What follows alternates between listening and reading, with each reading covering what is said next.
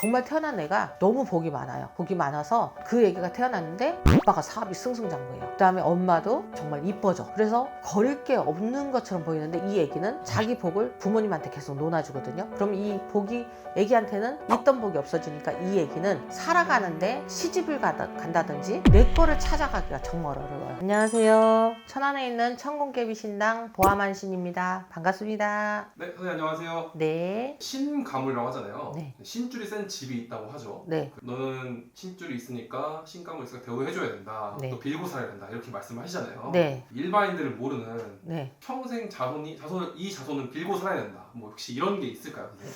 네. 두 가지 종류가 있어요. 첫 번째는 얘 복이 너무 많아갖고 그 복이 많으니까 인생살이를 너무 흥텅망텅하게 사는 경우가 되는 경우가 있고요. 두 번째는 명이 짧은 애들이 있어요. 옛날에 보면 엄마들이 점을 보러 가면 얘는 평생 빌어야 되고 법당에 팔아야 되겠다라고 얘기를 하고, 옛날 노마님들은 다 얘기를 해주지 않고 이런 어떤 시킨 대로 해 이런 식으로 얘기를 했는데, 제가 지금까지 이제 그 어른들께서 신에서 저한테 이 자손은 좀 빌고 살으라 캐라 라고 얘기를 하세요. 근데 이제 이 빌고 살으라는 이유가 정말 저도 그랬거든요. 제가 이제 큰 교통사고 나서 죽었다가 깨나고 할 때 그때부터 제가 제 자신을 빌고 살았죠. 지금 부모님들이 잘 사는 이유가, 부잣집으로 잘 사는 분들이 하나님한테 가서 비는 경우도 있고 절에 가서 부처님한테 비는 경우가 있고, 또 무당집을 와서 시형자손이라 해갖고 그 자손을 초하루마다 빌어주는 그런 형태를 해서 어떻게 보면 신한테 빌고 사는 계기가 돼요. 그런데 신한테 빌었을 때 실은 단명이 있는 사람들 때문에 이 얘기를 시작했어요. 옛날에는 의술이 발달되지 않았기 때문에 빌어서 신한테 명을 구걸한다 그러죠. 한 해 한 해 명을 구걸하고 한 달 한 달 명을 구걸해야 그 자손이 정말 병약하지 않고, 우리가 아기 태어나면 밤낮 없이 우는 애들이 있어요. 그런 경우가 우리가 삼이 돋는다 하거든요. 삼신이 탈이 났다 하는 걸 삼이 돋는다 하는데, 옛날에는 371을 굉장히 가렸었잖아요. 근데 그 371을 요새는 안 가리고 또 부모님이 초상집을 갔다가 온다든지, 이건 정말 있었던 일을 제가 예를 드는 건데, 아기가 우유를 먹으면 두부처럼 쏟아내요. 토악질을 하면. 그게 이제 삼촌이 초상집을 갔다가 아기 입으로 왔는데, 거기에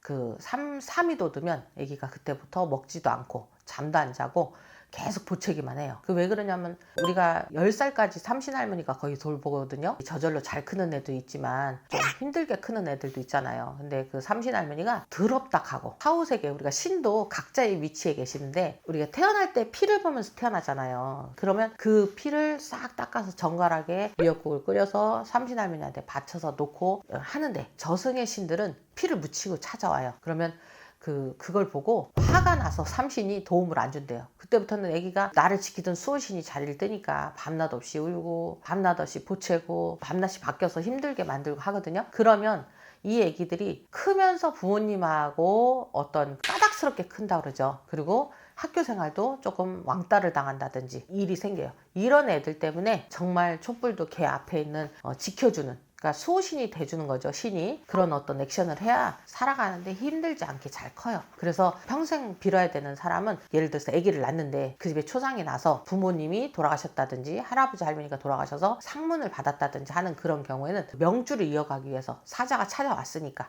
도깨비 드라마 보면 뱃속에 있었던 그 엄마 명을 뭐 이어가듯이 도깨비가 찾아왔듯이 그렇게 평생 빌면서 살면 우환을 겪지 않고 살기 때문에 그런 빌어야 되는 이유가 한 가지고요. 또 두 번째, 아까 제가 처음에 첫 번째라고 얘기했던, 정말 태어난 애가 너무 복이 많아요. 복이 많아서 그 애기가 태어났는데 아빠가 사업이 승승장구해요. 그 다음에 엄마도 정말 이뻐져. 그래서 거릴 게 없는 것처럼 보이는데 이 애기는 자기 복을 부모님한테 계속 논아주거든요. 그럼 이 복이 애기한테는 있던 복이 없어지니까 이 애기는 살아가는데 시집을 간다든지 내 거를 찾아가기가 정말 어려워요. 내 부모한테 그 복을 줬으니까. 그래서 이런 경우 우리가 이제 점을 보면, 그리고 부모님들이 알아요. 뱃속에 애기가 들어 앉았을 때부터 아빠 사업이 잘 풀린다든지, 갑자기 엄마 아빠 사이가 안 좋았는데 막 사이가 좋아진다든지 하면 우리 그러거든요. 할머니들이 그래. 아유, 자는 부모 이어주려고 나온 애기라고, 막 이혼 직전까지 갔는데 애기가 태어나고 사이가 좋아지고, 그래서 그 자손 태어나고 부자가 되는 경우가 있거든요. 그런데 그 애기가 자기 걸 아빠 엄마한테 헌신을 해서 준 거라, 부모님이 그런 경우에는 시집 갈 때까지 정말 그 얘기를, 우리가 재물산이라고 그래요. 살아가면서 그 재물산을 부모님이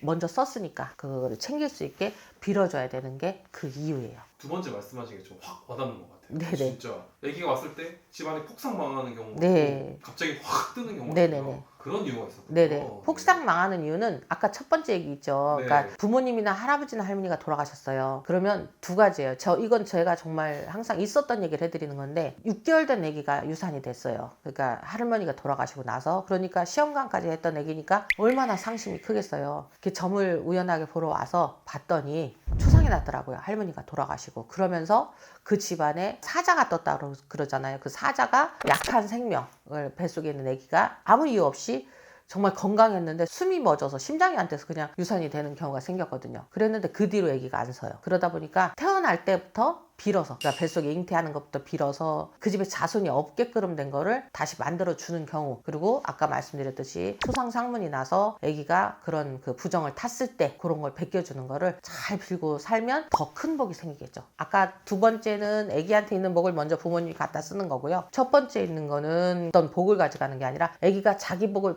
펼치고 싶어도 겁이라 그러잖아요. 겁난당한다고. 그런 겁에 의해서 정말 아기가 지 인생을 못 풀어가는 그런 경우에 정말 부모님이 평생 빌어줘야 되는. 근데 나이 들어서 부모님이 돌아가시면 누가 빌어야 될까요? 본인이 빌어야겠죠. 당연하죠.